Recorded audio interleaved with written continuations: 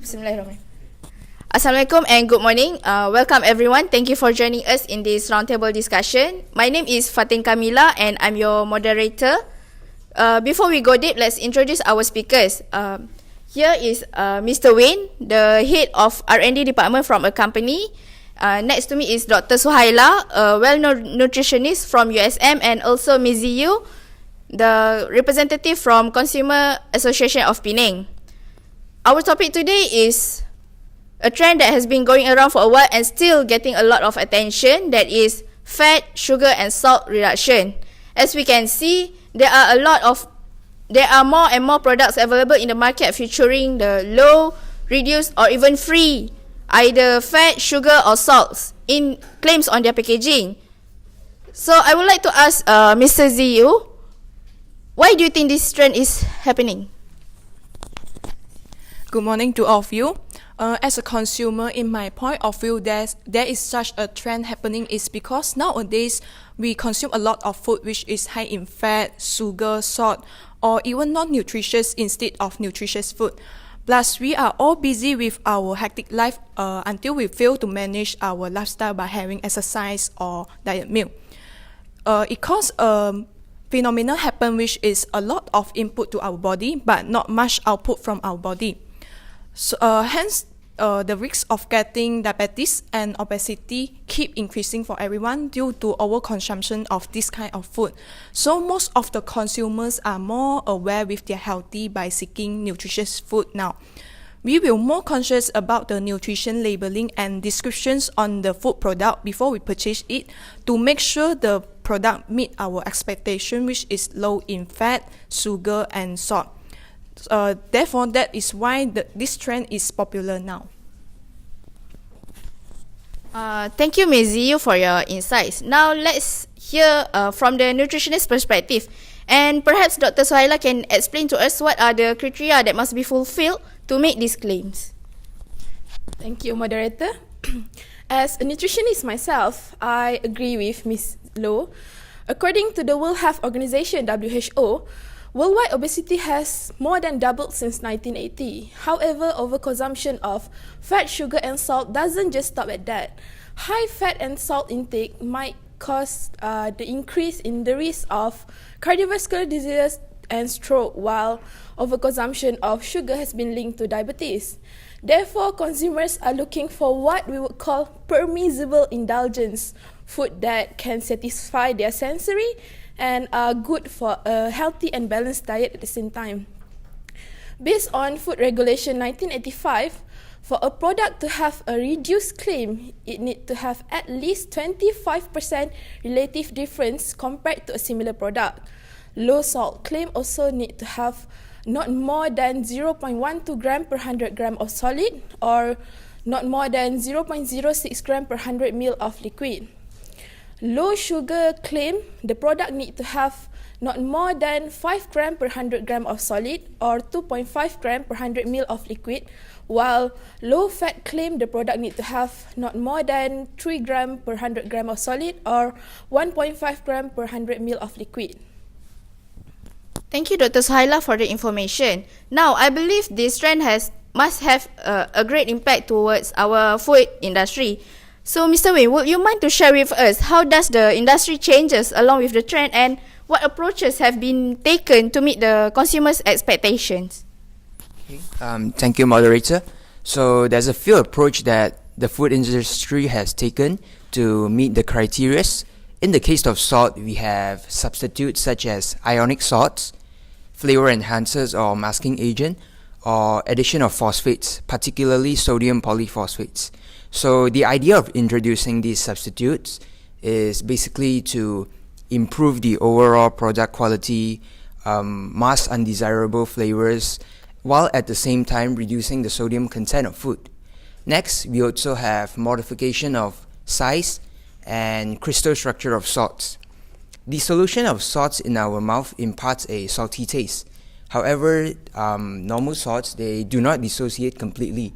Hence, by modifying its size or crystal structure, we can lower the sodium content while at the same time imparting the same taste. In the case of sugar, we have low-calorie sweeteners such as aspartame, sucralose, or substitutes such as stevia. They are, for example, aspartame is 200 times sweeter than sugar at the same amount. So by using a lower amount of it, we can introduce the same amount of sweetness but reduce the amount of sugar. And there's also structured sugar. They are amorphous and porous sugar which dissolves faster in our mouth, and they impart the same level of sweetness. However, its usage is currently limited to dry products only because they are soluble or they dissolve in the presence of moisture and loses its sensory characteristics. And finally, we have fat. They have fat replacers. They can further be categorized into carbohydrate-based and protein-based. They exhibit fat mimetic properties, and for example, in the case of protein-based fat replacers, they form a fat-like matrix. It exhibits a shear thinning and creaminess properties of fat. And that's basically for the approach that we have taken. Thank you, Mr. Wayne. Now, one thing comes to mind. Does this trend really benefits the health of its consumer, Doctor? Well, reducing salt intake can actually reduce the risk of high blood pressure, cardiovascular disease, stroke, and coronary heart disease. Reducing sugar intake can actually help in better weight management, while lowering total fat intake in reduction of body mass index and cardiovascular disease. So yes, reduction in consumption can actually improve our health. Wow, that sounds all great. But as with any concepts, there must be the pros and cons. So, Mr. Wayne, what do you think, according to your knowledge, what is the drawbacks coming from this trend? Okay, so the main disadvantages coming from the reduction of salt, sugar, and fat can basically be explained in terms of sensory aspect and stability issues.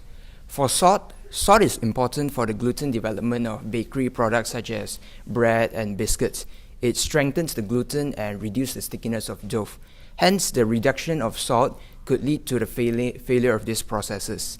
And then for stability issues concerned, salt is important to reduction of salt can alter the spoilage pattern in meat products, as there will be a more rapid growth of lactic acid bacteria in its reduction or absence.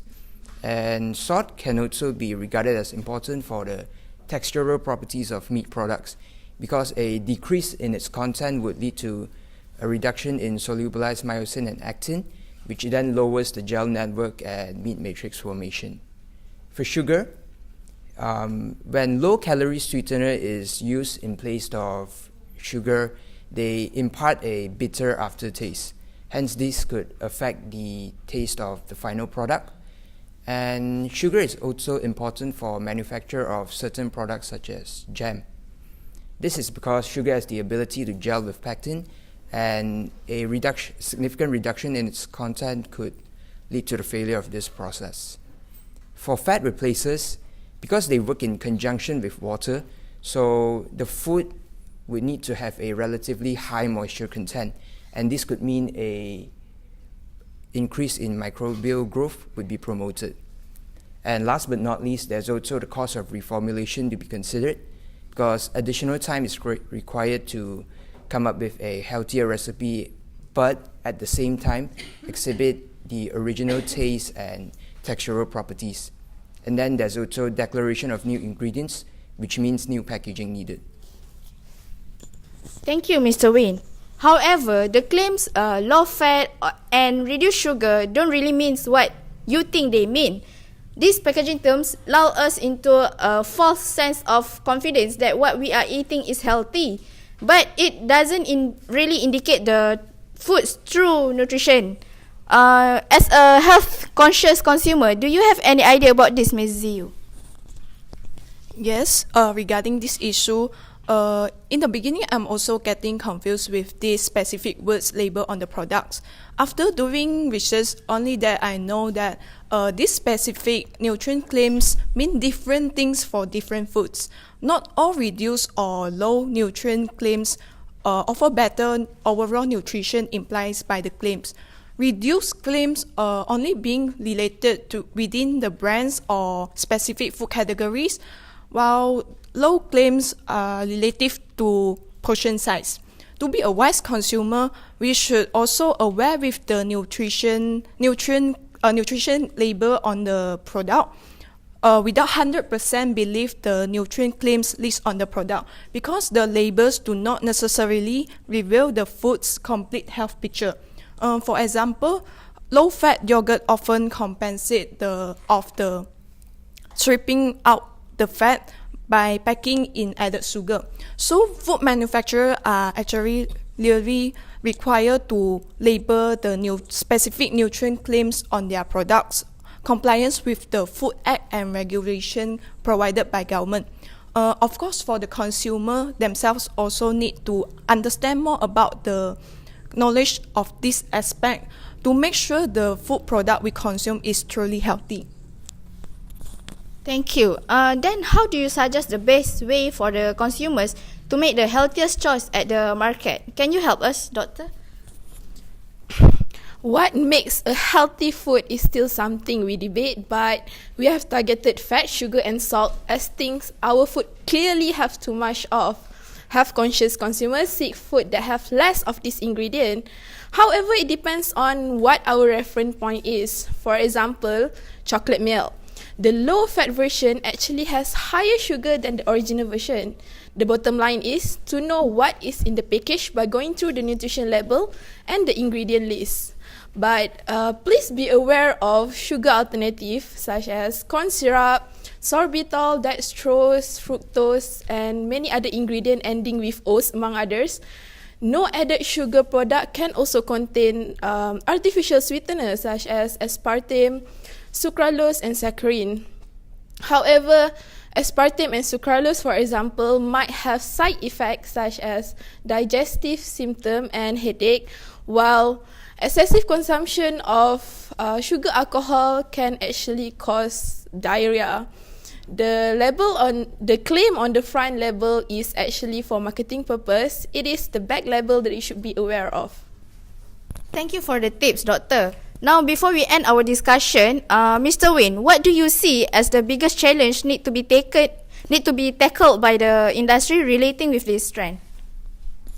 Okay, so in my opinion, as the public becomes more and more health conscious, the food industry, they would need to constantly achieve a breakthrough in terms of developing their product. For example, they would need to constantly lower the salt, fat, and sugar content until maybe one day it ultimately reaches completely fat-free or sugar and salt-free. However, because these ingredients, they all exhibit its own properties, hence the biggest obstacle faced is that the food industry would have to strive for a balance between the reduction in these ingredients and the palatability of the final product. Thank you. Can we get a few last words from Ms. Zhi Yu? As a consumer, I still more consider the reduction of fat, sugar, and salt in our food products. Yes, maybe this reduction of these components will affect the taste or appearance of the food, but at least it is good for our health. And I strongly believe that in the coming food industry, technology will be able to produce the food product which has reduction in fat, sugar, and salt, but also still tasty. Thank you everyone for this fruitful discussion. As for myself, I see that we've tended to focus on one element of this equation, fat or sugar or salts. The industry could easily tackle one of these, but all three is quite difficult. Thank you for paying attention.